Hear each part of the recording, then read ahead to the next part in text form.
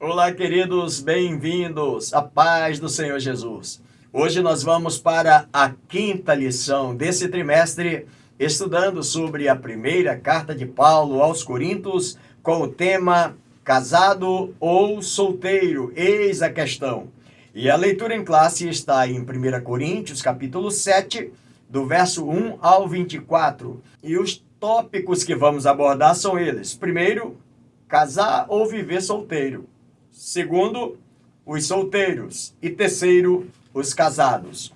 E os objetivos desse comentário são os seguintes. Primeiro, compreender o ensino bíblico sobre o casamento. Segundo, glorificar a Deus independente do estado civil. E terceiro, valorizar a comunhão e o serviço cristão. E eu sugiro que você faça a leitura de todo esse capítulo 7 da primeira carta de Paulo aos Coríntios, que somados a esse comentário, o seu aproveitamento será ainda maior. Portanto, tira um tempo e faça isso. Eu quero agradecer a você que já é inscrito no canal. E para você que ainda não é inscrito e quiser fazer isso agora, nos ajudando para que o canal continue avançando e mais vidas ainda sendo alcançadas para o reino de Deus, seja também muito bem-vindo. Não esqueça de deixar o seu like, de fazer o seu comentário. Se quiser nos informar de onde você está nos acompanhando, também fica à vontade. Se quiser compartilhar o link com mais alguém, também fica à vontade. Deus te abençoe. Vamos ao início do nosso comentário. Na introdução, o escritor diz que Paulo agora trata de perguntas e assuntos específicos que chegaram até ele em uma carta enviada pela igreja de Corinto, que está no capítulo 7, no verso 1. Ele passa de um tom de repreensão, um tanto severo e corretivo, para um tom pastoral e informativo, tratando de questões que requerem discernimento espiritual mais profundo e orientação pastoral. Primeiro tópico, casar ou viver solteiro. Capítulo 7, verso 1 ao 7. O primeiro tópico está no verso 1, decisão a ser tomada. Paulo diz o seguinte: quanto ao que me escrevestes, é bom que o homem não toque em mulher. A propensão mais comum do ser humano é o casamento. Neste versículo, Paulo trata da questão do celibato em contraste com o casamento. Até porque, lá no livro do Gênesis, no capítulo 2, no verso de número 18, está uma declaração do Senhor nosso Deus, relatado por Moisés, dizendo que na ótica divina não é bom que o homem viva só. Mas Paulo vai tratar de um assunto muito importante para a vida da igreja de Corinto, que é a vida de solteiro e a vida de casado. Assunto muito importante também para os nossos dias. A condição de solteiro, sinônimo de celibatário, não é para todos. Tampouco deve ser buscada a fim de obter benefícios espirituais, mas algo a ser valorizado como dom especial. Cada um deve fazer sua decisão conforme o dom que recebeu de Deus. E é baseado nisso aqui, no que está registrado no capítulo 7 da carta de Paulo aos Coríntios, também no verso 17, ele diz assim: e assim, cada um ande como Deus lhe repartiu, cada um como o Senhor o chamou. É o que ordeno em todas as igrejas, disse Paulo. No verso 20, ele ainda diz mais: cada um fique na vocação em que foi chamado. E no verso 24, ele diz: irmãos, cada um fique diante de Deus no estado em que foi chamado. Então, aqui nós já começamos a perceber que o posicionamento de Paulo é mostrar para os irmãos que tanto a vida de solteiro quanto a vida de casado é importante para Deus, para o serviço também do ministério. Só que a vida de solteiro não é para todos, assim como a vida de casado também não para todos. É isso que Paulo vai tratar nesse assunto, respondendo às perguntas dos crentes em Corinto. Alguns recebem o dom do celibato, outros recebem o dom do casamento. Alguns em Corinto argumentavam que a abstinência sexual os colocava em um patamar espiritual mais elevado. No tema que nós estamos estudando, no tema teológico, ele vai mostrar que não é bem dessa forma. Deus vai usar aquele que é solteiro e vai encher da sua graça, quanto também vai usar aquele que é casado e também vai encher da sua graça também. Vai depender de cada um na sua posição, que Deus o chamou e que Deus o colocou. É o que Paulo deixa para nós. Segundo tópico, fidelidade conjugal. Capítulo 7, verso 2 a 5. No verso 2, Paulo declara o seguinte: mas por causa da impureza, cada um tem a sua própria esposa e cada uma o seu próprio marido. A situação da Corinto romana não era drasticamente distinta da sociedade atual. Diante dessa realidade, Paulo lembra aos coríntios a importância da intimidade conjugal. Porque uma vez que a intimidade sexual cria entre os cônjuges uma união que vai além do mero prazer físico. A intimidade e a relação sexual pertence exclusivamente ao âmbito do casamento entre marido e esposa. Paulo vai corrigir porque existiam algumas questões de pessoas que tinham relacionamento sexual com seus pares, que não eram seus esposos ou suas esposas, e isso já estava meio banal na igreja de Corinto. O uso enfático pelo apóstolo da expressão seu próprio é relevante. Cada homem ou mulher deve ter relação sexual com o seu próprio cônjuge. Cristãos que encontram argumentos, sejam emocionais ou racionais, para a promiscuidade, desprezam a questão mais profunda associadas ao sexo, ao relacionamento e à espiritualidade. É bom lembrar que lá no Gênesis, ainda no capítulo 2, no verso 24, existe uma declaração do escritor Moisés, quando ele diz que, portanto, deixará o homem, o pai e mãe, e une-se a sua mulher, e se tornam os dois uma só carne. É o que Paulo vai endossar nesse texto, nesse seu comentário.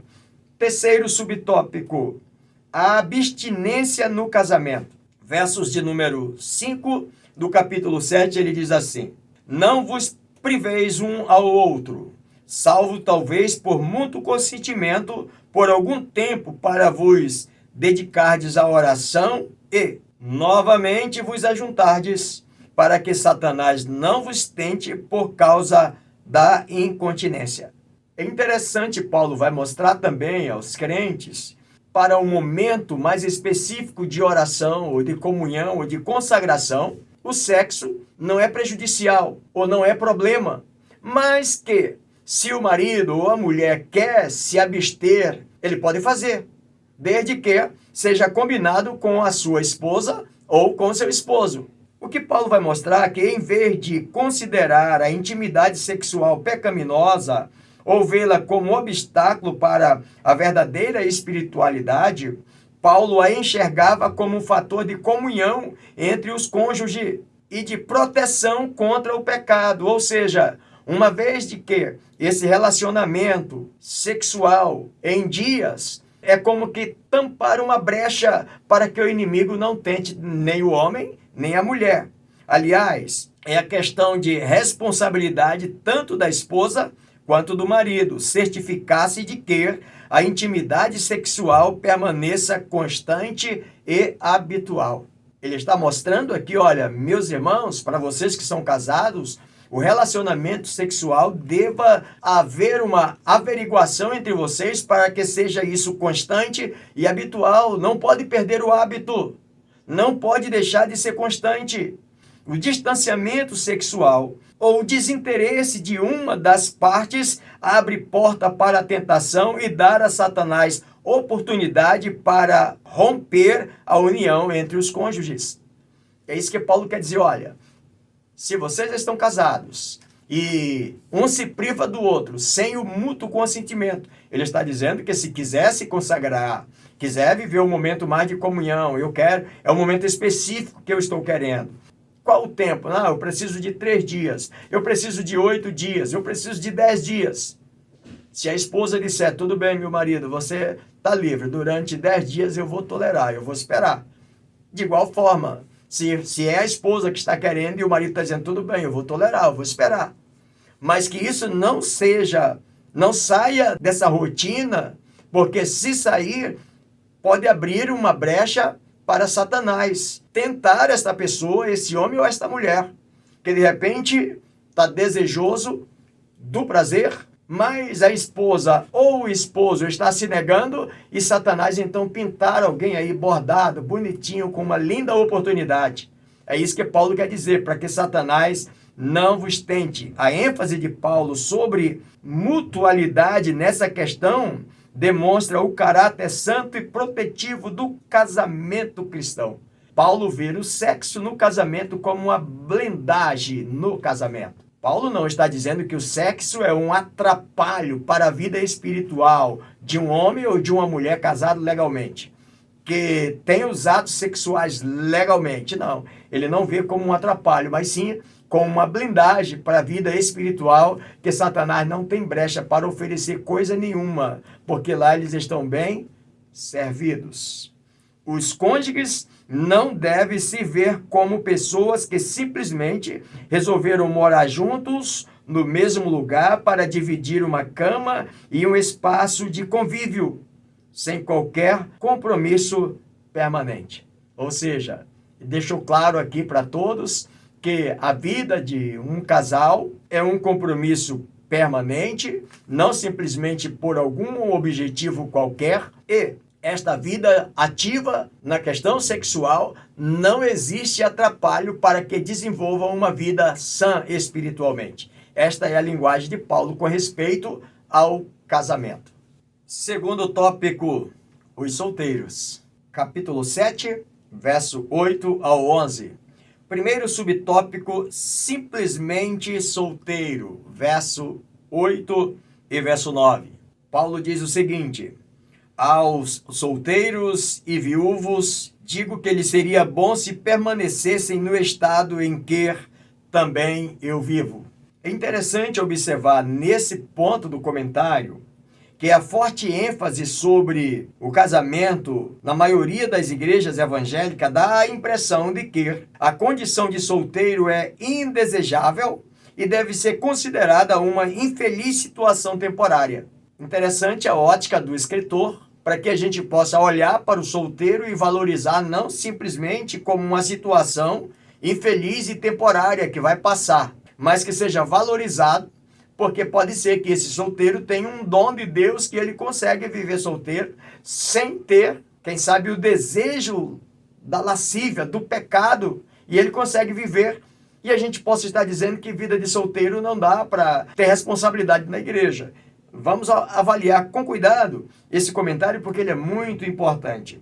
Por esta razão, se é difícil permanecer solteiro no mundo de hoje, de modo geral, por vezes pode ser ainda mais difícil em alguns meios cristãos, em algum lugar onde o solteiro não tem o devido apoio para desenvolver o seu ministério. Igrejas que usam ocasiões seculares como Dia das Mães, Dia dos Pais, para promover o sólido ensino sobre a família, deve considerar a possibilidade de incluir um dia dos solteiros para ajudar a destacar o ensino de Paulo nessa área.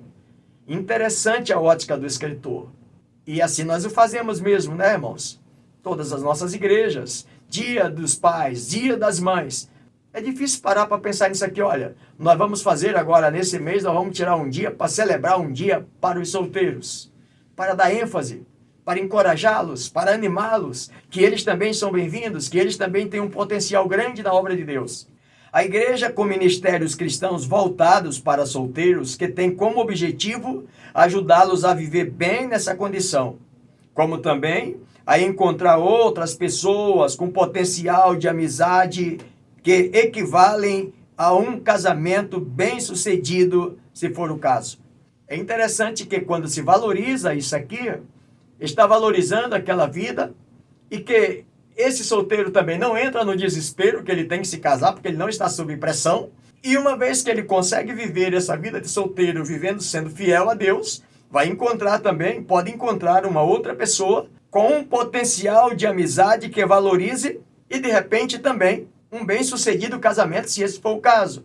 Lembrando que a decisão de viver solteiro é encarada por Paulo como um dom dado por Deus. Nós lemos para você o verso 17 do capítulo 7. Significa viver em celibato e consagrar-se esta área da vida a Deus. Viver solteiro, mas se relacionando sexualmente com alguém, tem um outro nome: promiscuidade. Caso alguém não possua esse chamado, aí Paulo diz assim: case. Eu vou viver solteiro, mas vai viver solteiro como? Vivendo uma pessoa promíscua. Pessoa promíscua é aquela pessoa caracterizada pela troca de parceiros. Tá solteiro, tá na igreja, mas tá ficando com um, daqui a pouco tá ficando com outro, que hoje é essa linguagem, né? Que se entrega sexualmente com facilidade para as pessoas. Esta é uma vida promíscua. Se for para viver solteiro, vivendo esta vida promíscua, aí Paulo diz assim, esse dom não é para você. Que você se case, que você tenha sua mulher, para você não viver essa vida de promiscuidade. Segundo subtópico, solteiro novamente. Verso 8 do capítulo 7. Aos solteiros e viúvos digo que lhe seria bom se permanecesse no estado em que eu vivo. Solteiro novamente, ele está falando daquele que fora casado e agora, por algum motivo, está solteiro. Solteiro novamente é a pessoa que, pelo divórcio ou viuvez, voltou à condição de solteira. É essa pessoa que estava casado, divorciou, ficou solteiro, ou ficou viúvo e está solteiro agora. O escritor diz que ministério para aqueles que já foram casados se concentram com frequência em ajudar as pessoas a lidar com a dor do divórcio e da viuvez. Porque, na verdade, quem enfrenta uma viuvez, uma vida de um bom casamento, de um bom relacionamento, enfrenta uma viuvez, não é muito fácil. Eu tenho acompanhado algumas pessoas assim. Mas também uma pessoa que enfrenta um divórcio é outra situação dramática. Quantas pessoas que enfrentam um divórcio que não conseguem mais se reerguer, não conseguem mais se levantar, porque a situação também é drástica. E geralmente o que o escritor está mostrando é que uma pessoa que já foi casado e que pela viuvez ou pelo divórcio voltou a ser solteiro, essa pessoa tem uma bagagem espiritual, quando ele permanece fiel, dentro desse propósito de solteiro, de ajudar as pessoas que porventura estejam encarando a mesma situação que ele encarou. E ele vai ter as experiências para contar como ajudá-lo, como fazer com que essa pessoa possa superar essas dificuldades. A ótica que o escritor está mostrando, na linguagem de Paulo, é muito interessante para todos nós, visando prepará-las para a vida a sós ou para um novo rumo, para um novo matrimônio, para um novo relacionamento bem-sucedido. De acordo com o apóstolo, separados ou viúvos, enquanto permanecerem nesse estado, devem canalizar suas energias para viver bem e servir a Deus. Não entrar no desespero, não achar que tudo terminou, que o chão se abriu. Não, prosseguir a vida é o que Paulo vai mostrar para nós.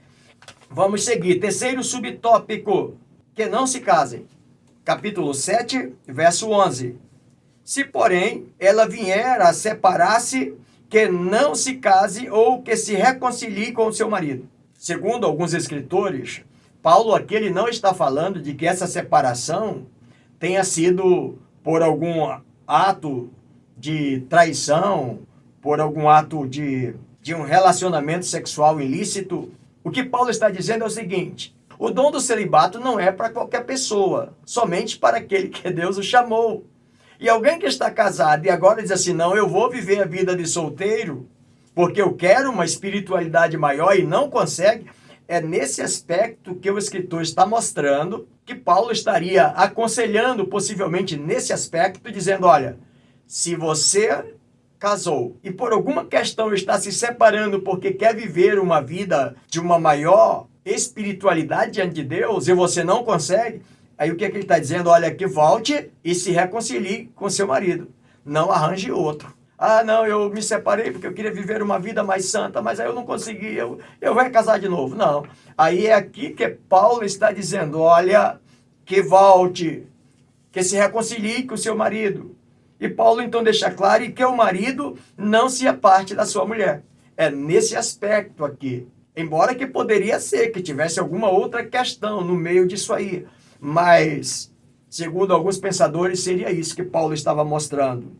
No entanto, a aguçada consciência de Paulo da situação específica em Corinto, bem como sua mudança de tom nesse versículo de diretivas para a orientação pastoral, atenua o caráter incisivo da ordem, como os versos 8 e 9, o verso 12 e o verso 15. É preciso levar em consideração circunstâncias especiais, tratar dos casos com muito cuidado e graça. O que o escritor deixa para a gente, na linguagem, baseado na linguagem de Paulo, é que existe casos e casos. Na linguagem do escritor, é que é preciso levar em consideração circunstâncias especiais, tratando os casos com muito cuidado e graça, porque são vidas, tratamento de vidas. Mas, de qualquer forma, nós não podemos fugir dos padrões bíblicos, dos padrões da palavra de Deus. E é aí que entra o autor mostrando para nós muito cuidado na hora de tratar de todas essas situações. Não é bom exercer pressão e colocar um fardo para que os solteiros cristãos se casem. A fim de atentar para o ensino de Paulo, nesse versículo, é necessário que as igrejas comecem a ressaltar a dignidade da condição de solteiro e seu valor, inclusive para o ministério do reino. Consagrar um jovem ao pastorado, meu Deus, é muita loucura. Tá vendo que não pode? Para muitas pessoas, consagrar um pastor jovem, solteiro, não. Não tem credibilidade nenhuma diante da igreja. E aí, com isso, nós estamos desvalorizando a juventude, que tem um grande potencial, que pode ser pessoas com muito mais desprendimento para fazer a obra de Deus. Por isso que o escritor Paulo diz que a gente trate, e o escritor do nosso comentário diz que a gente deva tratar com muito cuidado e com muita graça em cada situação. Terceiro tópico, os casados. 1 Coríntios, capítulo 7, verso 12 ao 40. Jugo desigual. Primeiro subtópico, capítulo 7, verso 12 ao 14. O texto diz assim: aos mais digo eu, não o Senhor, se algum irmão tem mulher incrédula e esta consiste em morar com ele, não a abandone. O que Paulo vai corrigir agora nesse ponto do texto? A presença de Cristo por meio do cristão deve gerar paz e não discórdia no casamento e no lar, pois o cristão é ajudado pelo Espírito de Cristo. A bênção e a proteção espiritual que o cristão traz para o lar, em que o outro cônjuge não tem a mesma fé, no entanto, não tem o propósito de incentivar casamento misto ou julgo desigual. Na igreja em Corinto, algumas pessoas que se converteram ao cristianismo, ao evangelho de Cristo, e que vieram, vamos usar a linguagem, vieram lá do mundão mesmo, praticando tudo o que o mundo oferecia. Ou o homem ou a mulher se converteu, e porque essa mulher se converteu e o marido não se converteu, ou vice-versa, o marido se converteu e a mulher não se converteu, existia então aquela questão, porque eu quero servir a Deus melhor e minha mulher, eu venho para a igreja, a mulher vai para a balada. Ou a mulher, eu venho para a igreja, o marido vai para a balada.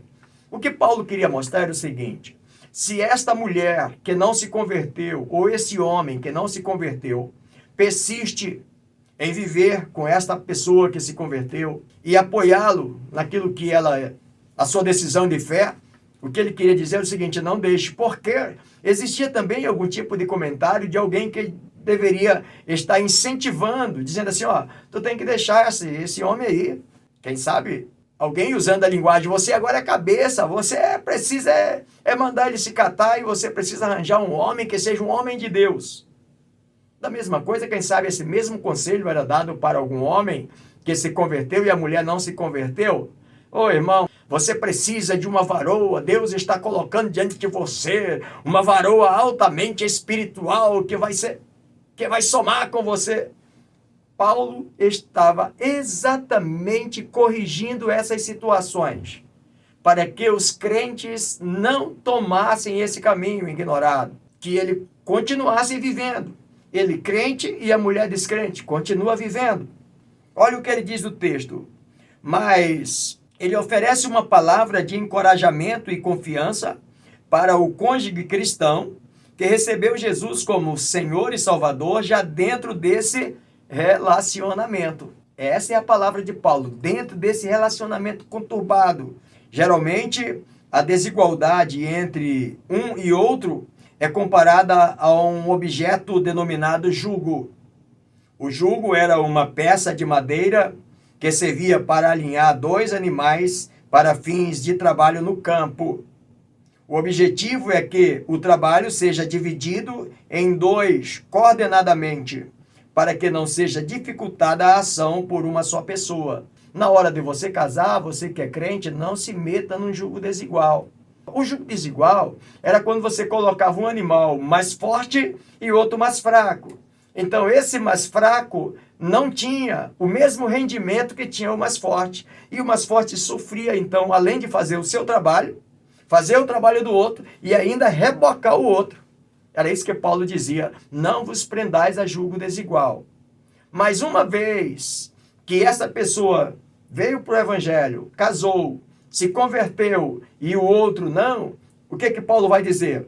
À medida que o cristão permanece fiel em sua adoração e devoção a Cristo, o poder de Deus operará por meio do cristão para trazer bênção da presença divina ao lar. O foco do ensino de Paulo continua a apontar para a capacitação concedida pelo Espírito e para o testemunho da presença renovada de Cristo que o cristão terá no seu lar, principalmente sobre os filhos.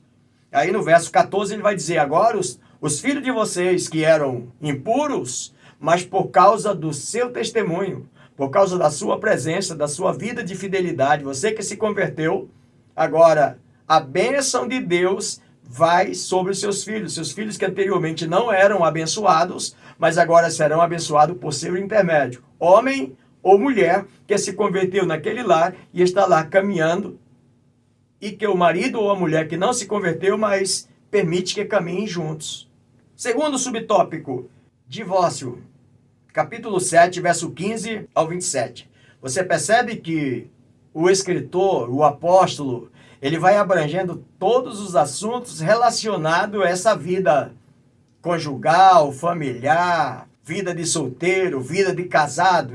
Ele pega o capítulo todo para dar uma geral em todos que é assunto. Aqui ele chega agora no divórcio. Está casado? Não procure separar-te. Está livre de mulher? Não procure casamento. O objetivo de Paulo não é criar uma nova lei cristã adequada a todas as situações imagináveis, mas fornecer orientações teológicas e pastoral acerca de como os cristãos podem e precisam permanecer voltados para a imitação de Cristo em situações diversas e difíceis. Como cristão, estamos vivendo em um mundo conturbado, e nesse mundo conturbado nós também poderemos enfrentar as intempéries também da vida. Preocupado com a preservação de um lar, ele instrui seus leitores à sujeição mútua e à reconciliação. Preocupado com o cristão que talvez precise ser liberado de uma situação intolerável, em um lar misto, ele remove a culpa do divórcio quando inevitável. É bem verdade que Paulo não foge dos princípios cristãos, dos princípios de Deus, daquilo que está lá, como falei para você, lá ainda no Gênesis, daquilo que Jesus falou no livro de Marcos, Lucas, Mateus, que relata sobre isso também, embora que cada um desses evangelhos abre ainda um certo leque, uma certa situação, mas quando você olha para a palavra de Deus, então Paulo ele prefere se manter no foco, observando a palavra de Deus, mas ele também tem consciência que existem algumas situações que precisam ser tratadas e que vai depender de uma palavra, de uma orientação pastoral à luz do texto sagrado. E pode ser que encontre situações de que não tenha como resolver. Pastor, mas o senhor então está dizendo que é possível que aconteça? Infelizmente, às vezes acontece. A prova é o índice muito grande no meio da nossa igreja, ou no meio da igreja do Senhor Jesus. E que cada caso precisa ser tratado com uma determinada atenção, principalmente olhando para os valores da palavra de Deus, visando a salvação de tais pessoas. Paulo tem a convicção de que a presença de Cristo se torna evidente por meio da reconciliação e da sujeição mútua. Em outras palavras, a capacitação pelo Espírito de Cristo proverá a graça necessária para manter o foco na semelhança de Cristo dentro da situação em questão. E também permanecer na vocação e no dom de cada um. É isso que ele quer mostrar. Olha, a graça de Deus vai ajudar para que cada um permaneça diante do dom, da graça que Deus vai dar para cada um. Porque vai ter aquele que vai ficar viúvo e não vai querer mais casar. Vai ter aquele que vai se divorciar e não quer mais nem acordo com o casamento. São situações que vão aparecendo. E aí, segundo Jesus, a permissão de divórcio era uma exceção dada por Moisés por causa da dureza do coração humano. É o que o escritor traz para nós também, o que está relatado no livro de Mateus, capítulo 19, verso 7 e verso 8. Por mais que na lei mosaica, ou na lei dos judeus, na época de Jesus, as escolas que trabalhavam esses assuntos, alguma mais rígida, outra mais flexível, mas à luz da palavra de Deus, não podia se fugir. Como ainda hoje nós não podemos fugir, né? Em outras palavras, quanto ao casamento, ser fiel ao seu dom significa manter-se casado ou manter-se em celibato, se esse for o dom. O que Paulo está dizendo? Olha, se está casado, então se mantém casado. Se está solteiro, então se mantém solteiro. É o dom que você tem de permanecer casado, então permanece casado. Aguenta a situação? Aguenta. Ah, não, o dom é viver solteiro. Tu aguenta a pressão de viver um solteiro sem cair na promiscuidade? Sim. Então, o que Paulo está dizendo? Qualquer coisa fora disso tem suas consequências. Numa pessoa que divorcia, tem as suas consequências. Numa pessoa que vive casada e que às vezes um casamento conturbado, tem as suas consequências. Por isso que o escritor está dizendo que qualquer coisa fora disso tem suas consequências. Terceiro subtópico, novo casamento. Capítulo 7, verso 39 ao 40.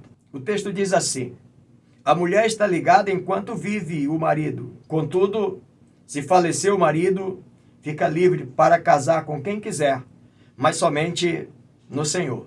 Paulo agora vai tratar dessa situação daquela que ficou viúva e que pretende casar de novo. Ou vai viver a vida da viuvez sozinha, sem mais ninguém. Para que a igreja de Corinto não a condenasse. Uma viúva que resolveu dizer assim: eu estou viúva e eu não quero casar mais. Mas, irmão, você está tão nova, você pode refazer a sua vida. Eu não quero. Eu quero viver como viúva.